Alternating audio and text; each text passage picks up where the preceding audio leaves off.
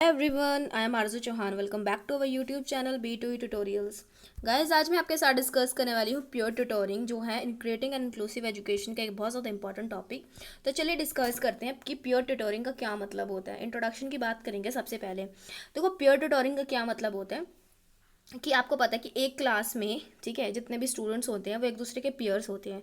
मतलब कि same age group के होते हैं. उनकी जो लेवल होता है, एबिलिटीज़ होती है, मतलब एक बराबर ही मानी जाती है. ठीक है, तो उनको एक दूसरे का पीयर बोला जाता है. मीन्स आपके सहपाठी जितने भी हैं को जो आपके क्लास फेलोज होते हैं उनको ही आपका पीयर कहा जाता है. तो पीयर ट्यूटोरिंग का क्या मतलब होता है? जब क्लास के ही स्टूडेंट्स एक दूसरे को आपस में पढ़ा लेते हैं, ठीक है, एक दूसरे के डाउट क्लियर कर देते हैं, कॉन्सेप्ट क्लियर करते हैं, तो उसको ही पीयर ट्यूटोरिंग कहते हैं. ठीक है, तो चलिए आगे बात करते हैं कि peer tutoring is based on a simple learning concept taken from the famous psychologist William James. ठीक है, when he rots long time ago. तो क्या है कि जो पीयर ट्यूटोरिंग का कॉन्सेप्ट है, तो ये एक बहुत सिंपल सा लर्निंग का कॉन्सेप्ट है ताकि बच्चे आसानी से सीख पाएँ.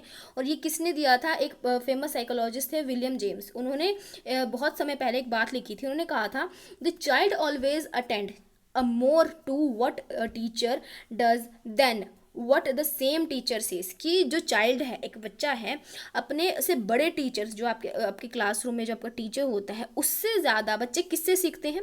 जो सेम एज ग्रुप वाला टीचर होता है. ठीक है, तो उससे ज़्यादा सीखते हैं. अब इसका क्या मतलब हुआ कि जब भी आपकी उम्र का कोई बच्चा आपको कोई चीज़ बताता है, आप उस चीज़ को जल्दी से ग्रैब कर लेते हो, जल्दी से समझ जाते हो. क्यों समझते हो? क्योंकि वो सेम आपकी ग्रुप के एज का बच्चा है. उसने भी जिस तरीके से खुद वो चीज़ सीखी थी, सेम उसी तरीके से वो चीज़ आपको सिखाने की कोशिश करता है. मीन्स सेम लेवल पर, सेम थिंकिंग, सेम अंडरस्टैंडिंग. तो बच्चा ज़्यादा अच्छे से सीख पाता है एज़ कम्पेयर जब एक बड़ा पर्सन समझाता है. क्योंकि जो बड़ा पर्सन आपको समझा रहा है तो उसकी लेवल ऊपर है, उसकी लेवल काफ़ी ज़्यादा है, तो उसका समझाने का तरीका थोड़ा हाई लेवल का होगा. और आप थोड़े से लो लेवल के हैं तो आप उस चीज़ को सही नहीं समझ पाते हैं. तो इसी का मतलब क्या होता है कि जब कोई सेम एज ग्रुप वाला बच्चा आपको कोई चीज़ समझाता है, ठीक है, आप ही की एज का, तो आप ज़्यादा अच्छे से समझ पाते हो. तो इन्होंने ये बात कही थी. ठीक है, so further our children are more incline to copy और टू फॉलो देयर क्लासमेट्स और द स्कूल मेट्स. तो जो भी चिल्ड्रन होते हैं, जो भी बच्चे होते हैं, तो वो अपने क्लासमेट्स को, उनको ही फॉलो करते हैं, उन्हीं की कॉपी करते हैं. ठीक है, and at home also the younger child usually follow the instructions given by his और हर एल्डर सिबलिंग्स. तो जो घर में भी बच्चे होते हैं तो वो भी अपने छोटे या बड़े भाई बहन, जो अपने बड़े भाई बहन होते हैं, तो उन्हीं के इंस्ट्रक्शन को फॉलो करते हैं, उन्हीं से चीज़ें सीखते हैं. ठीक है, तो मतलब समझ में आया आपको कि क्या होता है पीयर ट्यूटोरिंग का मतलब? पीयर ट्यूटोरिंग का मतलब है कि जब सेम एज ग्रुप का बच्चा है, अगर कोई भी 6 क्लास का बच्चा है तो वही 6 क्लास के बच्चे को पढ़ाएगा. ठीक है, या 7th क्लास का बच्चा भी 6 क्लास के बच्चों को पढ़ा सकता है, तो उसको भी पीयर ट्यूटोरिंग कहते हैं क्योंकि उनकी एज में ज़्यादा डिफरेंस नहीं है. ठीक है ना, तो मतलब कि वो है तो अभी स्कूल में पढ़ने वाले बच्चे ही ना. मतलब अगर हाई लेवल का जो काफ़ी बड़ा टीचर होता है, जो वेल क्वालिफाइड है, वो पढ़ाए तो फिर वो तो अलग चीज़ हो जाती है. पीयर ट्यूटोरिंग हम पढ़ रहे हैं तो पीयर ट्यूटोरिंग में आपको ये समझना है कि सेम एज ग्रुप का बच्चा चाहे आपसे थोड़ा सा भी बड़ा है, ठीक है, तो वो भी आपका पीयर ट्यूटोरिंग ही कहलाएगा. ठीक है, so peer tutoring is an instructional method. ये एक तरीके का इंस्ट्रक्शन देने का मेथड है इन विच वन चाइल्ड, उसको हम ट्यूटर बोलते हैं, जो टीच करता है, जो पढ़ा रहा है, तो उसको हम ट्यूटर बोलेंगे. और जो बच्चा पढ़ रहा है, ठीक है, अब जो ट्यूटर है teaches then another children the material. जो भी मटीरियल कॉन्सेप्ट बच्चा को पढ़ाना है वो पढ़ाता है. Where the tutor is an expert. Tutor क्या होता है? एक एक्सपर्ट होता है जिसको चीज़ें आती हैं. ठीक है, अब फॉर एग्जांपल ले लीजिए कि मैंने भी बीएड की है, ठीक है, एंड आपने भी बीएड किया, तो मैंने आपसे पहले बीएड कर ली है. ठीक है, मैंने 2020 में अपनी बीएड कंप्लीट कर ली थी. अब आप मेरे बाद हो, ठीक है, आप मेरे जूनियर हो, तो मैं आपसे सेम एज ग्रुप को बिलोंग करती हूँ. तो मैं आपको जब चीज़ें पढ़ाती हूँ या चीज़ें समझाती हूँ तो आप बहुत अच्छे से चीज़ें समझ जाते होंगे. ठीक है, तो ये एक पेयर ट्यूटोरिंग हो गई. ठीक है, हम आमने सामने नहीं है बट हम यूट्यूब के माध्यम से आपको पढ़ा रहे हैं. तो सेम एज ग्रुप का बच्चा, कि मैंने जिस तरीके से कॉन्सेप्ट को समझा था, जिस तरीके से मैंने समझा था, तो उस तरीके से मैं आपको समझाने की कोशिश करती हूँ सिंपल से सिंपल लैंग्वेज में एंड सिंपल से सिंपल एग्जाम्पल देके समझाती हूँ. तो वो क्या होगा? एक तरीके से पेयर ट्यूटोरिंग हो गया. ठीक है, जब आप ही के सेम एज ग्रुप का या आपसे 1-2 साल बड़ा बच्चा जिसने आपसे पहले चीज़ें समझ ली हैं, तो वो आपको क्या करता है? पढ़ाता है. तो उसको क्या कहते हैं? Pair tutoring. तो जो पढ़ाता है उसको ट्यूटर बोलते हैं और जिसको पढ़ाया जाता है उसको ट्यूटी बोलते हैं. उसको क्या बोलते हैं? ट्यूटी बोलते हैं. ठीक है, तो जो पढ़ा रहा है वो थोड़ा एक्सपर्ट होता है और जो ट्यूटी है वो नोवाइस होता है, वो नया होता है, उसको चीज़ों के बारे में नहीं पता होता है, ठीक है। तो जो ट्यूटर है वो पढ़ाता है और ट्यूटी समझता है। तो सिंपल सी बात ये है, ठीक है। आई होप आपको चीज़ समझ में आ गई होगी कि पेयर ट्यूटरिंग का क्या मतलब हुआ, ठीक है। अब इसकी कुछ डेफिनेशन देख लेते हैं कि डेफिनेशन क्या है। So pair tutoring is a type of collaborative learning, ये एक तरीके का कोलैबोरेटिव लर्निंग है कि सब एक इकट्ठे होकर संगठित होकर के सारे बच्चे पढ़ते हैं। In which students support each other, बच्चे एक दूसरे को सपोर्ट करते हैं, and learning rather than relying solely on an adult teacher और एड फॉर इंस्ट्रक्शन, ठीक है। तो पेयर ट्यूटोरिंग क्या हो गया कि इसमें कोलैबोरेटिव होकर के, एक साथ होकर संगठित होकर सारे बच्चे आपस में एक दूसरे का सपोर्ट करते हैं, एक दूसरे के साथ पढ़ते हैं, रादर देन टीचर पर, सिर्फ टीचर पर, क्योंकि क्लास में 30-40 बच्चे होते हैं और टीचर एक होता है, तो एक टीचर हर बच्चे पे इक्वल ध्यान नहीं दे ही नहीं सकता, ठीक है। तो क्लासरूम में क्या होता है कि अगर टीचर ध्यान नहीं दे पा रहा तो इस तरीके का कॉन्सेप्ट लाया जाता है कि बच्चे ही आपस में एक दूसरे को समझा दें, ठीक है ना। तो एक टीचर के ऊपर रिलाई रहने की अपेक्षा जब बच्चे खुद से ही एक दूसरे के साथ पढ़ते हैं, समझते हैं चीज़ों को, तो उसको हम पेयर ट्यूटोरिंग कहते हैं, ठीक है। सो मिलर एंड मिलर कहते हैं, डिफाइन करते हैं 1995 में। तो उन्होंने कहा था कि pair tutoring is and economically and educationally effective intervention of a person with a disability that can benefit both the tutor and the tutee socially and educationally by motivating them to learn। अब क्योंकि हम ये जो pair tutoring का concept है ये हम disability जो हमारे क्रिएटिंग एंड इंक्लूसिव एजुकेशन है उसके रिगार्डिंग में पढ़ रहे हैं, ठीक है, उसी के लिए पढ़ रहे हैं। तो हमारे जो डिसेबिलिटी वाले बच्चे होते हैं तो उनके लिए पेयर ट्यूटोरिंग तो बहुत बहुत ही ज़्यादा अच्छा माना जाता है, क्योंकि उनकी वो थोड़ा स्लो चीज़ों को करते हैं, ठीक है। तो वो स्लो करते हैं तो टीचर को हर बच्चे को ध्यान देना है, क्योंकि एक क्लास में ब्रिलियंट स्टूडेंट भी, एवरेज भी हैं, पुअर भी हैं, डिसेबिलिटी वाले बच्चे भी, मेंटल रिटार्डेड बच्चे भी हैं। तो टीचर को ध्यान देना है, तो टीचर हर चीज़ पर एकदम प्रॉपर ध्यान नहीं दे पाता। टीचर को तो एटलीस्ट एक दिन में एक लेक्चर पढ़ाने को मिलता है, ठीक है, 30 से 35 मिनट टीचर को पढ़ाने को मिलता है। तो इसी बीच में टीचर अपना कॉन्सेप्ट भी पढ़ाए, हर बच्चे पर ध्यान भी दे, उसका एवेल्यूशन भी करे, तो ये चीज़ पॉसिबल नहीं हो पाती काफ़ी हद तक। तो इस तरीके का हम स्कूल के अंदर एक इस तरह का इंटरवेंशन, इस तरह का प्रोग्राम ला सकते हैं जिससे कि बच्चे ही आपस में एक दूसरे के साथ घुल मिल कर पढ़ें, एक दूसरे के डाउट क्लियर करें, एक दूसरे को समझाएं, तो काफ़ी अच्छा हो जाता है। एंड जो डिसेबिलिटी वाले बच्चे होते हैं उनके लिए तो ये एक तरह से एक वरदान की तरह ही है, ठीक है। जो नॉर्मल बच्चे हैं जो ज़्यादा अच्छे से चीज़ों को समझ चुके हैं तो वो उनको, जो कि स्लो लर्नर्स हैं, उनको समझा सकते हैं, उनको पढ़ा सकते हैं। तो ये इकोनॉमिकली भी ठीक है, क्योंकि हमें बाहर से कुछ चीज़ हायर नहीं करनी, बाहर से किसी एक्सपर्ट को नहीं बुलाना, हमें अपने ही स्कूल में अपने ही बच्चों को तैयार करना है, अपने बच्चों को अच्छे से ट्रेनिंग देनी है कि वो दूसरे बच्चों को जिनको थोड़ा कम आता है उनको पढ़ा सके। तो एजुकेशनली भी एंड इकोनॉमिकली भी बहुत इफेक्टिव है ये, ठीक है। तो पर्सन्स विद डिसेबिलिटी के लिए एक वरदान की तरह है, जिससे कि बच्चे सोशली भी, क्योंकि जब बच्चे आपस में एक दूसरे के साथ घुले मिलेंगे, एक दूसरे को चीज़ें समझाएंगे, ठीक है, एक दूसरे का पक्ष विपक्ष जानेंगे, हर चीज़ को जानेंगे, तो वो मोटिवेट भी होंगे, कोऑर्डिनेट होकर काम करेंगे और एक दूसरे के प्रति जो भाईचारे की भावना होती है वो भी बच्चे के अंदर आएगी, ठीक है। और इसके बाद एक अंदर डिफरेंट डेफिनेशन है इसकी रोहर बैक के according, that pair tutoring is a systematic, एक तरीके का पूरा सिस्टम से हम काम करेंगे, ठीक है। पेयर मेडिएटेड टीचिंग स्ट्रैटेजी, तो इसमें क्या है, पीयर्स जो होते हैं, सहपाठी होते हैं एक दूसरे के, तो उससे रिलेटेड, उसी के इर्द गिर्द घूमने वाली एक टीचिंग स्ट्रैटेजी होती है ये, ठीक है। So pair tutoring increases learners achievement and has been an effective system for promoting student social and cognitive learning. तो पेयर ट्यूटोरिंग क्या है, इससे इंक्रीज होती है लर्नर की अचीवमेंट, जो भी अचीवमेंट वो पहले कर रहा था, जो भी उसके मार्क्स आ रहे थे, जो भी उसका डेवलपमेंट हो रहा था, उससे ज़्यादा डेवलपमेंट हो जाता है पेयर ट्यूटोरिंग की वजह से। And has been an effective system, एक इफेक्टिव सिस्टम है जिससे कि बच्चों की सोशल एंड कोग्निटिव, की बच्चों का सामाजिक एंड जो दिमागी है, ठीक है, मानसिक, ये सभी तरीके की बच्चे की लर्निंग हो पाती है।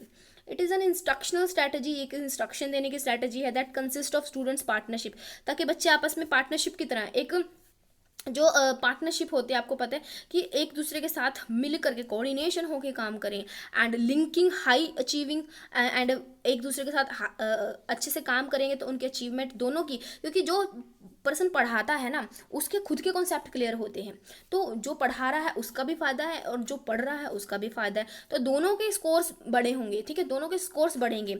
And with low achieving students और those who comparably achieving for study session, तो जो लो अचीविंग है उनको भी फ़ायदा होना है एंड हाई अचीविंग को तो फ़ायदा होना ही है, तो दोनों का फ़ायदा हो जाता है इससे। तो अब इसके एडवांटेजेस भी बहुत होते हैं, तो एडवांटेजेस की बात कर लेते हैं कि पीयर ट्यूटोरिंग के क्या एडवांटेज हैं। So students with disability need smaller ratio for learning than the students without disability, and peer tutoring provide do smaller ratio. अब जो हमारे डिसेबिलिटी वाले बच्चे होते हैं वो थोड़ा स्लो लर्न करते हैं, चीज़ें थोड़ा धीरे उनको समझ में आती है, ठीक है, धीरे धीरे समझते हैं, तो उनकी जो लर्निंग की रेशियो होती है वो स्मॉल होती है। और जो नॉर्मल बच्चे होते हैं वो ज़्यादा अच्छे से जल्दी जल्दी चीज़ों को सीख लेते हैं। तो हमें क्या करना है, दोनों को इक्वल लाना है ना। तो जो हाई लेवल पर लर्निंग करते हैं बच्चे, तो वो बच्चे स्टूडेंट विद डिसेबिलिटी को पढ़ा सकते हैं, और जो स्मॉल रेशो के जो गैप है उनको फिल कर सकते हैं, ठीक है। दूसरा है peer tutoring helps in encouraging a more positive attitude. अगर पीयर ट्यूटोरिंग करके पढ़ाएंगे बच्चे, एक दूसरे के साथ घुल मिल के पढ़ेंगे, तो क्या है, वातावरण भी बहुत अच्छा होगा, पॉजिटिव एटीट्यूड डेवलप होगा बच्चे में, ठीक है। Learning among tutor and Tutee दोनों के बीच में एक पॉजिटिव एटीट्यूड, एक अच्छा रिश्ता और अच्छा एटीट्यूड जो है वो डेवलप होगा। And peer tutoring provide teachers and capabilities to accommodate a classroom of a diverse learners to improve academic achievement across ability level and content area। तो पीयर ट्यूटोरिंग से क्या होता है कि पीयर ट्यूटोरिंग से कि क्लासरूम में डाइवर्स लर्नर्स हैं, सभी लर्नर्स अलग अलग तरीके के हैं, ठीक है।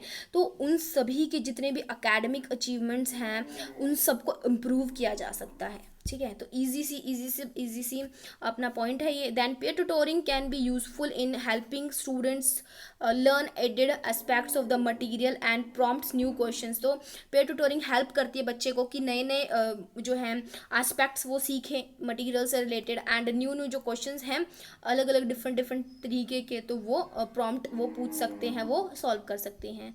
And peer tutoring increases students motivation by enlisting their personal interest with success in mastering something and thereby gaining the rank to the tutee, ठीक है। सो जो पीयर ट्यूटोरिंग होती है वो हेल्प करती है मोटिवेशन करने में, ठीक है, मोटिवेट अभी प्रेरणा देती है, एनलिस्ट करती है उनकी पर्सनल इंटरेस्ट को with the success of mastering something and thereby gaining the rank to the tutee. तो जो ट्यूटर होता है वो क्या करता है, रैंक और जो है रैंक प्रोवाइड करता है ट्यूटी को, कि वो कितना अच्छे से चीज़ों को सीखा है, कितनी अच्छे से उसने चीज़ों में मास्टरी हासिल कर ली है। And the students with disability towards school and teacher itself, they get a friendly learning environment in the school।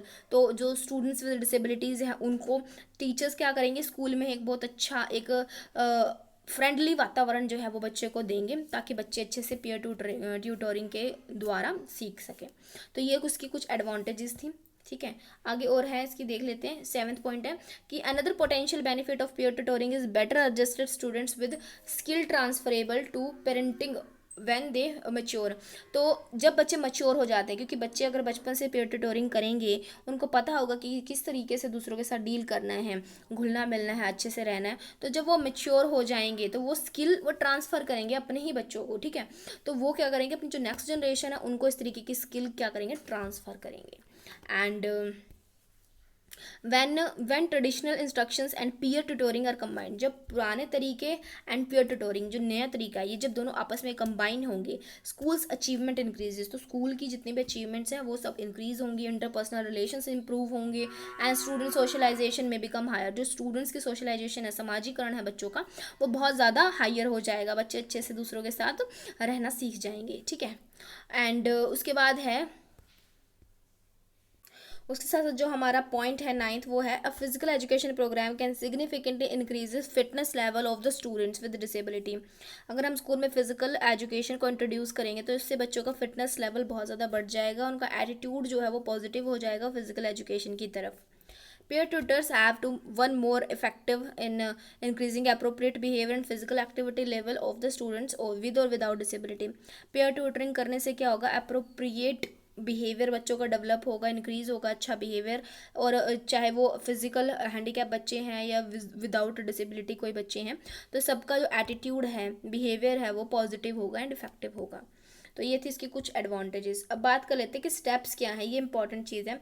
Steps क्या हैं पीयर ट्यूटरिंग के, अगर आपको पीयर ट्यूटरिंग स्कूल के अंदर लगानी है या आपको करनी है इम्प्लीमेंट, तो क्या क्या आपको स्टेप फॉलो करने होंगे टीचर को। तो according to Edward E Gordon a successful peer tutoring programme uses these key steps. ये की स्टेप्स होने चाहिए स्कूल में। पहला, defining and planning peer tutoring programme. सबसे पहले आप जो आपके ऑब्जेक्टिव हैं उनको डिफाइन करें और प्लान करें। देन ट्रेनिंग करवाएं पीयर ट्यूटर की, कि कौन सा बच्चा जो है वो दूसरे बच्चे को क्या है पढ़ाएगा उसको ट्रेनिंग दो। मॉनिटर करो डेली रिजल्ट की, डेली डेली आप रिजल्ट करो, टीचर ये असेस करो, मॉनिटर करो कि क्या काम हुआ, किस तरीके से हुआ। देन उसके बाद मॉनिटर करने के बाद असेस करो and after that finding support for peer tutoring, फिर उनको जो सपोर्ट है वो फाइंड करना है आपको। तो सबसे पहला पॉइंट आ जाता है हमारा डिफाइनिंग एंड प्लानिंग। तो सबसे पहले प्लानिंग करो एंड डिफाइनिंग करो।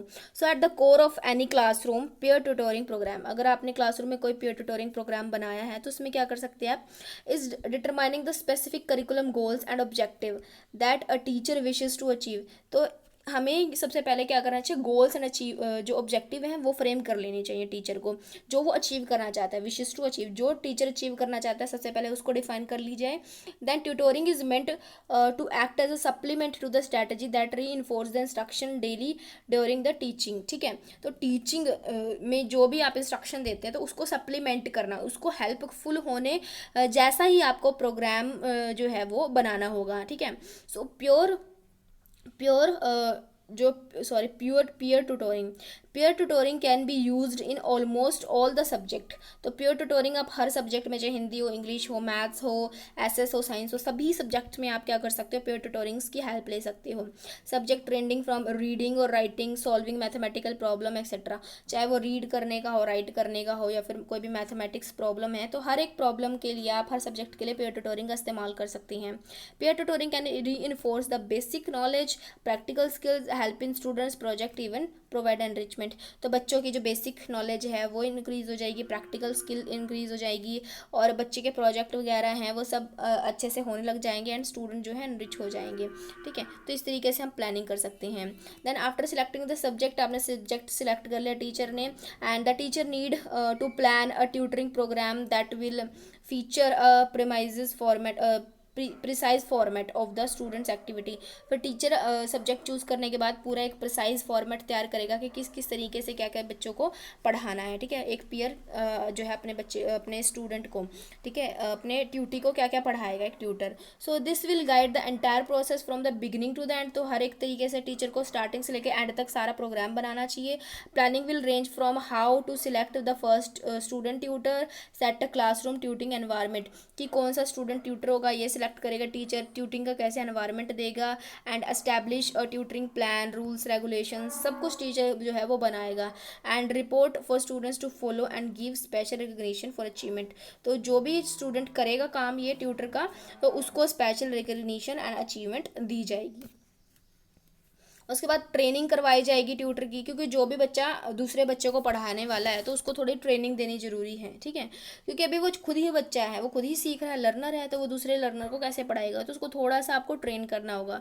सो teaching students enable peer tutoring method is essential for the programme success. तो प्रोग्राम की सक्सेस के लिए, प्योर ट्यूटोरिंग के लिए, तो टीचर को, बच्चे को अनेबल बनाना, ठीक है, उसको लायक बनाना ज़रूरी है। So not only does effective tutor training need to be conducted at the beginning of the program, but also need to maintain the retraining purposes and introduce the new tutor to the classroom program। तो ऐसा नहीं कि जो एक बार आपने tutor बना दिया वही सभी बच्चों को पढ़ाता रहेगा, ऐसा नहीं है। आपको उसको बार बार, सेम बच्चे को बार बार ट्रेनिंग भी देनी चाहिए, एंड उसके साथ साथ आपको न्यू ट्यूटर जो हैं वो भी असाइन करने चाहिए।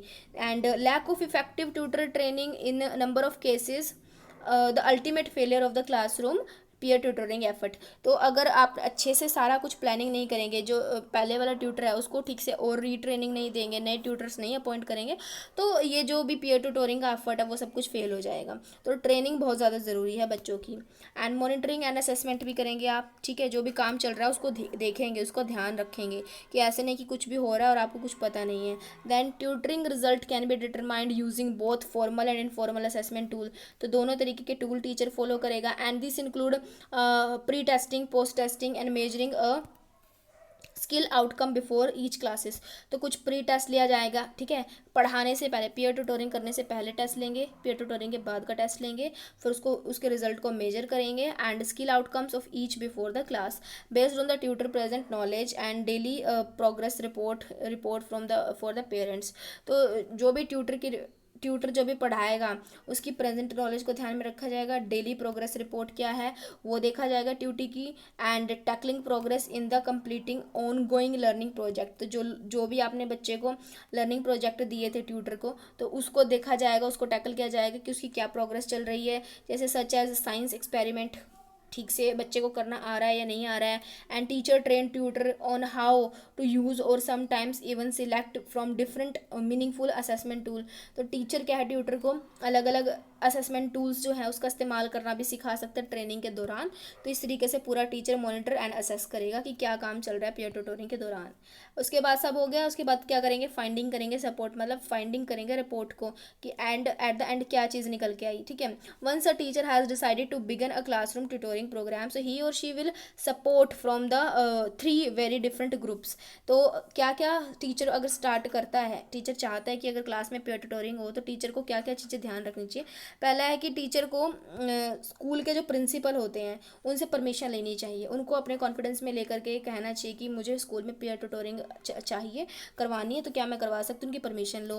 एंड स्टूडेंट्स की परमिशन लो, सभी स्टूडेंट्स मानेंगे या ना नहीं मानेंगे, और स्टूडेंट के पेरेंट्स की भी परमिशन लेनी चाहिए। तो इन 3 लोगों की परमिशन टीचर को लेनी चाहिए और फिर जाके पीयर ट्यूटोरिंग करनी चाहिए। ठीक है, so most principles will respond to comparing peer tutorings that peer tutorings is a low cost curriculum reinforcement program। तो जो peer tutoring के लिए ना बहुत से लोग हाँ कर देते हैं, बहुत से प्रिंसिपल, क्योंकि ये इसमें कोई पैसा लगने वाला नहीं, बाहर से आपको किसी को नहीं बुलाना, आपको बच्चे को ही चीज़ें सिखानी है और बच्चे ही दूसरे बच्चे को पढ़ाएगा, तो कॉस्ट भी कम आती है, रीइंफोर्समेंट प्रोग्राम भी बहुत अच्छे से हो जाता है ये।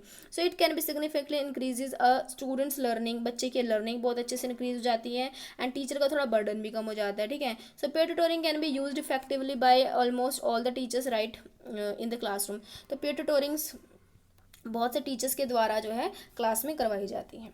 And a broad range of regular and special need student, जितने भी हमारे स्पेशल नीड वाले स्टूडेंट्स होते हैं तो उनके लिए ये जो है करवानी ज़रूरी हो जाती है, क्योंकि उनको क्लासरूम के इक्वल लाना, उनको बाकी बच्चों के इक्वल लाने के लिए टीचर को इस तरीके की एक्टिविटी ज़रूर करवानी पड़ती है, इंक्लूडिंग लोअर, इसमें जैसे कि स्पेशल नीड में आ जाते हैं लो अचीवर आ जाते हैं, सोशली डिसएडवांटेज्ड बच्चे आ जाते हैं, लर्निंग डिसेबिलिटी वाले बच्चे आ जाते हैं जिसको कि डिस्ग्राफिया है, डिसलेक्सिया है, तो वो आ जाते हैं, सिवियर डिसेबिलिटी वाले बच्चे आ जाते हैं, मेंटली हैंडीकैप हो जाते हैं वो आ जाते हैं, और जिनको लैंग्वेज डिले है, जो ठीक से भी बोल नहीं पा रहे हैं, ऑटिज्म है, attention deficit hyper activity disorder है, जिस बच्चे को ADHD है, ठीक है ना, जो कि मतलब चीज़ों पे ध्यान केंद्रित नहीं कर पाता है, इस तरीके के जितने भी बच्चे को प्रॉब्लम्स हैं तो उन बच्चों के लिए ये एक्टिविटी बहुत ज़्यादा अच्छी रहती है। So can receive academic benefit from the pair tutoring experiences. तो पेयर ट्यूटोरिंग के हेल्प से ये जितने भी तरीके के बच्चे हैं इन सबको बहुत ज़्यादा हेल्प हो जाती है चीज़ों को समझने के लिए, कॉन्सेप्ट को क्लियर करने के लिए। An approved personal locus of control and self esteem, social skills, तो ये सब कुछ बच्चे को आ जाता है, बच्चे को खुद पे कंट्रोल करना आ जाता है, सेल्फ एस्टीम बच्चे की अच्छी होती है, सोशल स्किल्स बच्चे की डेवलप हो जाती है, एंड उनके अंदर क्या पॉजिटिव एटीट्यूड स्कूल के प्रति, ठीक है, पीयर ग्रुप के प्रति, सबके प्रति डेवलप हो जाता है कि स्कूल भी हमारे बारे में सोचता है। एंड एट दिस में result in lower drop out rate. तो अगर बच्चा अच्छे से पढ़ेगा, डिसेबल बच्चा, तो वो उसका जो ड्रॉप आउट रेट है वो स्कूल से वापस भाग के नहीं जाएगा, स्कूल छोड़कर नहीं जाएगा, क्योंकि उसको ऐसा लगता है पहले अगर पेयर ट्यूटोरिंग नहीं होगी तो उसको लगेगा कि मैं क्लास रूम के साथ बिल्कुल भी मैनेज नहीं कर पा रहा हूँ, मेरी लर्निंग नहीं हो पा रही है, मैं दूसरे बच्चे से पीछे हूँ। बट पेयर ट्यूटोरिंग की हेल्प से उसको लगेगा कि सभी मेरे सपोर्ट कर रहे हैं, दूसरे बच्चे भी मेरे सपोर्ट कर रहे हैं, टीचर सपोर्ट कर रहे हैं, एंड मेरे को चीज़ें समझ में आ रही है, तो ड्रॉप आउट रेट कम हो जाएगी। तो इस तरीके से ये इसके पॉइंट्स रहे हैं। अब बात करते हैं कि selection of partners and goals, tutor and Tutee, कि किस तरीके से टीचर या क्लासरूम में पार्टनर्स को, जो कि बच्चे एक दूसरे को ट्यूट करेंगे, पढ़ाएंगे, तो किस तरीके से टीचर किस किस लेवल के बच्चे को एक दूसरे का पार्टनर बना सकते हैं। तो पहला सिनेरियो है, सिनेरियो नंबर 1 क्या हो सकते हैं कि low performer tutee and high performer tutor, कि जो ट्यूटर है, जो पढ़ाने वाला है, वो थोड़ा हाई लेवल का है, वो हाई परफॉर्मर है, उसको चीज़ें अच्छे से आती हैं, उसके मार्क्स भी अच्छे आते हैं और उसको अच्छे तरीके से कॉन्सेप्ट भी क्लियर है। दूसरी तरफ ट्यूटी होता है जो थोड़ा लो परफॉर्मर है, जिसके मार्क्स भी कम आते हैं, जिसको चीज़ें नहीं क्लियर है। तो इस तरीके का 2 बच्चों का ग्रुप बनाया जा सकते हैं। So this problem are design to mainly benefit to the tutee. तो इस तरीके का प्रोग्राम ट्यूटी जो है हमारा, जो लो परफॉर्मर है, उसी की हेल्प के लिए बनाया जाता है। सो टीचर क्या करते हैं, teacher usually selector tutor have already mastered their academic subject. तो टीचर इस तरीके का बच्चा चूज़ करता है ट्यूटर बनाने पढ़ाने के लिए, जिसको अपने सब्जेक्ट की जो भी सब्जेक्ट पढ़ाना है उसको अच्छे से उसने मास्टर कर लिया, उसको अच्छे से चीज़ों को सीख लिया है, ठीक है। So and just need to additional training in the skills area to be tutored. तो थोड़ी सी ट्रेनिंग देनी पड़ती है टीचर को, थोड़ा सा उसको समझाना पड़ता है किस तरीके से पढ़ाना है बच्चे को, बस थोड़े से ही वो बच्चा समझ जाता है जो ट्यूटर होता है, ठीक है। So the student without disability are usually the tutor in the scenario and vice versa, and then if the student with disability they have already mastered the subject, ठीक है। तो इस सिनेरियो में क्या होता है, जो बच्चा हाई परफॉर्मर होता है वही हमेशा ट्यूटर बना हुआ होता है, क्योंकि लो परफॉर्मर तो लो परफॉर्मर ही मतलब होता है ना, तो वो ट्यूटर नहीं बन सकता, वैसा वर्सा नहीं हो सकता, ठीक है। वो एक दूसरे की पोजीशन चेंज नहीं कर सकते। तो इसमें हाई परफॉर्मर वाला ही ट्यूटर रहता है एंड लो परफॉर्मर वाला ट्यूटी ही रहता है, ठीक है। दूसरा सिनेरियो है हमारा कि बोथ जो यहाँ पे ट्यूटर आएगा, both tutor and tutee are deficient in required academic. तो ट्यूटर एंड ट्यूटी जो हैं वो दोनों ही डेफिशिएंट है, दोनों में ही कमियां हैं, ठीक है। तो इस तरीके के भी बच्चे हो सकते हैं कि दोनों ही एवरेज बच्चे हैं, जो लो परफॉर्मर है उनको हम ले लिए, सो उसको हमने ले लिया। सो teachers will need a lot additional training for time for creating partnership with the tutor, ठीक है। तो जब दोनों ही लो परफॉर्मर के बच्चे हैं तो टीचर को थोड़ा ज़्यादा एफर्ट करना पड़ता है, ठीक है। जो हाई परफॉर्मर है उसको तो थोड़ी सी ट्रेनिंग से वो समझ जाता है, बट जो लो परफॉर्मर है तो उसको थोड़ी ज़्यादा ट्रेनिंग, उसके साथ थोड़ा ज़्यादा टाइम टीचर को लगाना पड़ता है। So the training activity are intended to foster the development of social and academic skill in the part of the tutor. So the tutor reinforce these skills with the tutor with the help with this will surely help in improving the social skills of the student with disability as they will not feel socially avoided, ठीक है। अब मान लो कि class में कि एक disable बच्चा है और एक थोड़ा सा लो परफॉर्मर वाला बच्चा है जो कि नॉर्मल है, तो टीचर नॉर्मल बच्चे को थोड़ा सा ट्रेनिंग दे करके, थोड़ा सा समझा करके क्या कर सकती है, ट्यूटर बना सकती है, ठीक है। इसको ट्यूटर बना दिया, एंड जो हमारा डिसेबल बच्चा है वो थोड़ा लेट सीखता है तो उसको ट्यूटी बना दिया। तो इसको थोड़ा ज़्यादा अच्छे से समझा करके टीचर ने ट्यूटर बना करके दूसरे बच्चे को उसको ट्यूटी बना दिया, तो फिर वो आपस में एक दूसरे को पढ़ा सकते थे, ठीक है। तो इस तरीके से उनके बीच में जो भी सोशल जो अपना सोशल स्किल है वो डेवलप हो जाएगी, और जो डिसेबल बच्चा है वो अपने आप को अवॉइडेड फील नहीं करेगा, ठीक है। तो इस तरीके से हम दूसरा सिनेरियो कर सकते हैं। तीसरा सिनेरियो क्या है कि लो अचीविंग स्टूडेंट्स जो हैं improve their own ability own skills with when they are giving responsibility of tutoring younger children। अब इसमें क्या है कि जो बच्चा बहुत ज़्यादा कमज़ोर है उसी को ही अपने से छोटी क्लास के बच्चे को पढ़ाने को कह दिया जाए तो भी वो चीज़ सीख जाता है, ठीक है। उसको जो लो परफॉर्मर है ना, लो अचीविंग स्टूडेंट है, उसको रिस्पॉन्सिबिलिटी दी जाएगी अपने से यंगर स्टूडेंट को पढ़ाने के लिए, तो वो रिस्पॉन्सिबिलिटी के नाते क्या करेगा, अच्छे से चीज़ों को सीखना शुरू कर देगा। सो there is a conflicting evidence of reflective differences between the tutor and the tutee। teacher logically select their highest achieving students as a teacher। तो logically क्या होता है कि टीचर हमेशा हायर परफॉर्मेंस स्टूडेंट को ही ट्यूटर के लिए अपॉइंट करती है। So do the teacher but considered giving more weightage to the personality character of the potential of the tutor rather than the academic or intellectual credentials। तो teacher क्या personality और characteristics को देख के ही ट्यूटर बनाते हैं किसी बच्चे को, ना कि उसकी अकेडमिक रिकॉर्ड देखकर या फिर उसकी इंटेलेक्चुअल क्रेडेंशियल्स को देखकर बनाती हैं। It is often well wised to select tutor who will grow through the tutoring experiences. Certainly the academic skills through the tutoring program can be increased in case of low performers because if they are the responsibility of teaching someone the child gives his best to the study of subject material and clarify the concept। कि ऐसा बहुत बार देखा गया है कि जब आपको कोई रिस्पॉन्सिबिलिटी दी जाती है तो आप उस रिस्पॉन्सिबिलिटी को पूरा करने के लिए जी जान लगा देते हो। तो टीचर जब लो परफॉर्मर स्टूडेंट को कहेगा कि आप अपने से छोटे बच्चे को पढ़ाइए तो वो कॉन्सेप्ट को बहुत अच्छे से क्लियर करेगा एंड उसको छोटे बच्चे को पढ़ाएगा। तो ये देखा जाता है कि काफ़ी अच्छे बच्चे की स्किल डेवलप हो जाती है इससे। तो इस तरीके के 3 सिनेरियो थे कि जब एक हाई परफॉर्मर ट्यूटर होगा, लो परफॉर्मर ट्यूटी होगा। इसमें है कि दोनों ही जो ट्यूटर हैं एंड ट्यूटी हैं दोनों ही लो परफॉर्मर होंगे, ठीक है। और तीसरा है कि एक लो परफॉर्मर जो है वो अपने से छोटे बच्चे को पढ़ाएगा, ठीक है। तो ये थे हमारे सिनेरियो। अब बात करते हैं टाइप्स ऑफ पीयर ट्यूटोरिंग की, कितने तरीके की पीयर ट्यूटोरिंग हो सकती है। ये हमारा लास्ट टॉपिक है। तो पहला होता है कि अनडायरेक्शनल पीयर ट्यूटोरिंग, ठीक है। अनडायरेक्शनल पीयर ट्यूटोरिंग का क्या मतलब हो गया in this approach under national pair tutoring में क्या होता है, द ट्रेंड पेयर ट्यूटर, जो एक ट्रेंड बच्चा है, पेयर ट्यूटर है, वो टीच करता है एंटायर टाइम, हर टाइम वो वही ट्यूटर बनता है at a student with disability remain the duty in the pair. जो पेयर बना दिया टीचर ने, तो उसमें जो मतलब फर्स्ट सिनेरियो ये है, जो हायर परफॉर्मर वाला बच्चा है वही ट्यूटर रहेगा, और वो ट्यूटी जो हमारा डिसेबल बच्चा है उसको ही हमेशा पढ़ाएगा पेयर में। So this method is effective when working with students have more their disabilities such as मतलब ये तब अच्छा रहता है जबकि कोई बच्चा है जो ट्यूटी है, वो उसको कोई ऑटिज्म है, उसको बहुत ज़्यादा हाई लेवल का ऑटिज्म है, मेंटल रिटार्डेड है, वो विजुअल इम्पेयरमेंट है, इसको सेलिब्रल पैलिसी है, अगर काफ़ी ज़्यादा उसको डिसेबिलिटी है तो जो हाई लेवल का परफॉर्मर है तो वही हमेशा ट्यूटर बनेगा और इस तरीके के बच्चे को वो पढ़ाएगा, ठीक है। So the benefit this option are that tutor and that you always know the respective roles and that there is responsibility throughout the entire program। तो जो पूरा प्रोग्राम चलता है तो इसी तरीके से जब पेयर बन गया तो उस ट्यूटर को पता रहेगा कि मेरे को अपने ट्यूटी को किस तरीके से पढ़ाना है, तो उसकी रिस्पॉन्सिबिलिटी वो समझेगा एंड पूरे प्रोग्राम में अच्छे से जो है ट्यूटी उसको पढ़ाएगा। So its weaknesses is that the tutee never gives take responsibility or a leadership role and may at some point come to resent being constantly tutor। तो इसमें इसका एक वीकनेस, इसकी कमजोरी यही है कि जो ट्यूटी है, जो पढ़ने वाला बच्चा है, उसको कभी भी मौका नहीं दिया जाएगा लीडरशिप करने का, ठीक है, क्योंकि अब बच्चा मेंटली रिटार्डेड है तो वो क्या ही हाई लेवल के परफॉर्मर के बच्चे को पढ़ा पाएगा। तो इसमें यही डिसएडवांटेजेस है कि हम हमेशा ही ट्यूटी बना रहेगा, ट्यूटर ही बना रहेगा, ठीक है। अब दूसरा होता है बाई डायरेक्शनल। अब इसमें दोनों तरीके के बच्चे आएंगे कि लो परफॉर्मर हाई परफॉर्मर लो को पढ़ा सकता है, लो हाई को पढ़ा सकता है, दोनों तरीके से बाई डायरेक्शनल या रेसिप्रोकल होगा।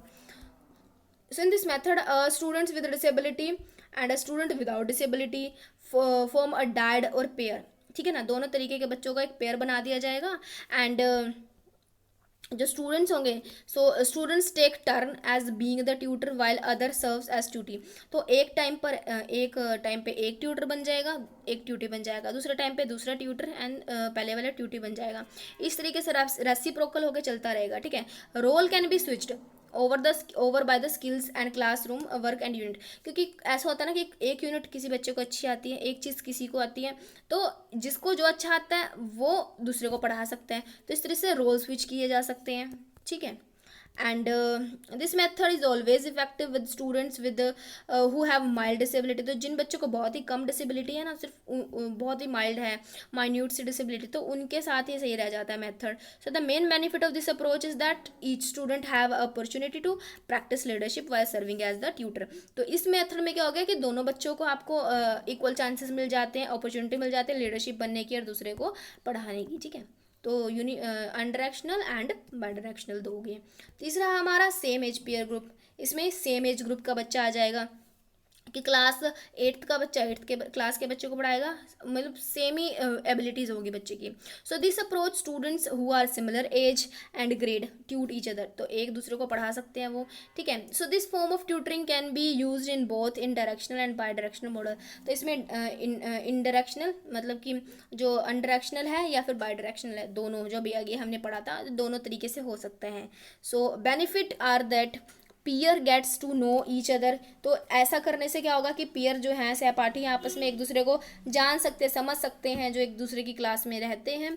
And this method is less effective when the children are young और have a severe disability। तो ये मेथड तब इफेक्टिव नहीं होता जब बच्चे बिल्कुल छोटे हैं, बहुत ज़्यादा छोटे बच्चे हैं, तो ये मेथड ज़्यादा इफेक्टिव नहीं होगा कि बच्चे 3rd 4th क्लास में एंड या फिर बच्चों को बहुत ज़्यादा डिसेबिलिटी है, तो इस तरीके का मेथड काम नहीं आता है, ठीक है। अब हमारा लास्ट है क्रॉस एज पेयर ट्यूटोरिंग। तो इसमें क्या होता है, एक बच्चा बड़ा होता है, एक बच्चा छोटा होता है। So this strategy involve an older students, एक बड़ा स्टूडेंट है, एक बड़ी क्लास का बच्चा है, एक 9th क्लास का बच्चा, वो 7th क्लास के बच्चे को पढ़ा रहा है। So older students being chosen as tutee younger student, ठीक है। तो ट्यूटी क्या हो गया, यंगर स्टूडेंट हो गया, और ओल्डर स्टूडेंट क्या हो गया, ट्यूटर हो गया। So it works best when the pair tweet is interested in working with a student with disability. तो ये तब अच्छा माना जाता है जबकि एक 9th क्लास का बच्चा है वो 7th क्लास के थोड़े डिसेबल्ड बच्चे को को पढ़ाने के लिए तैयार हो, इंटरेस्टेड हो, तभी माना जाएगा इसे इफेक्टिव, वरना अगर उसका मन ही नहीं होगा पढ़ाने का तो ज़बरदस्ती तो पढ़ा ही नहीं सकते। So across a tutor is more effective than a same age peer tutoring when the students with disability is very young or the disability is very serious. So the cross age peer tutoring can be chosen according to the willingness, physical skills and abilities.